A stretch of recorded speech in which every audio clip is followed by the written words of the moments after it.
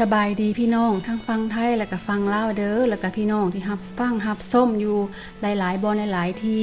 สาวเป้กะกราบสบายดีเด้อเมื่อนี้สาวเป้ก็มีสูตรดีๆมานำเสนอให้พี่น้องอีกแล้วอีกตามเคยเนาะ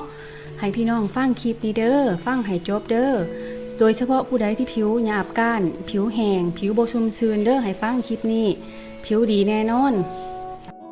มาพี่น้องสาวเป้สิพาไปเบิ่งว่าเฮ็ดสูตรแนวใดให้ผิวสวยผิวงามอันนี้เป็นสูตรเฉพาะของสาวเป้เองเด้อให้พี่น้องเตรียมวาสลินกูตาที่ว่าเห็นอยู่ในคลิปหันเด้อเห็นในรูปหันประมาณ2ช้อนโต๊ะแล้วก็ให้เตรียมน้ำมันสกัดเย็นคือน้ำมันสกัดเย็นบักพร้าวเนาะบักพร้าวสกัดเย็นนั่นแหละประมาณ1ช้อนชาเนาะให้ผสมเข้ากันเด้อให้เตรียมใส่ถ้วยน้อยก็ได้ผสมเข้ากันเลย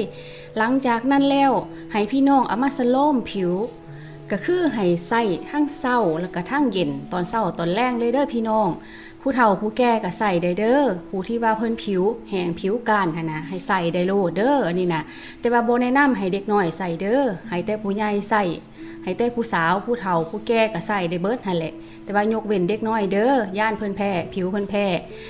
แต่ว่าสาวเป้รับประกันเลยว่าผิวนี่ซุ่มซื่นผิวบ่แห้งเลยเบิดมือเลยก็บ่แห้งเด้อพี่น้องอันนี้นะสาวเป้รับประกันแล้วก็บ่แพ้อีกเพราะว่าสาวเป้นี่ใส่มาแล้วเดือนนึงแล้วเป็นสูตรเฉพาะของสาวเป้เองที่ทดลองใส่ว่าเป็นหยังผิวสาวเป้คือมาแห้งแท้ลองหลายๆอย่างแต่มายุดอยู่บ่นี้เด้อยุดก็คือนี่แหละก็คือที่ว่าสูตร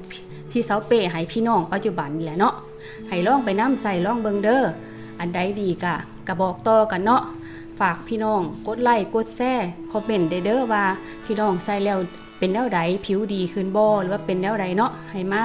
บอกมากล่าวสาวเป้ได้เด้อขอบมกขอบใจหลายๆจ้าสาวเป้ก็ฝากพี่น้องกดติดตามไว้เด้อเพราะว่าพี่น้องสิบ่พลาดคลิปใหม่ๆที่สาวเป้สิลงตื่มอีกก็คือเป็นคลิปที่จะใส่สมุนไพรรักษาปิ่นปัวสุขภาพของเฮาพวกเฮาสิบ่ใส่ยาพวกเฮาจะใส่สมุนไพรใกล้ตัวเฮาอยู่ในครัวเฮือนเฮาแล้วก็สมุนไพรเพื่อผิวพรรณจะได้สดชื่นผิวพรรณจะได้ชุ่มชื่นเงางามเนาะเสาเป้สิไปสอบไปหามาสูตรที่เสาเป้ให้อยู่ในคลิปหันทันยิ่งทันไส้ก็ใส่ได้เบิดเด้อผิวพรรณใส่ได้เบิดยกเว้นเด็กน้อยเด้อบ่ให้เพิ่นใส่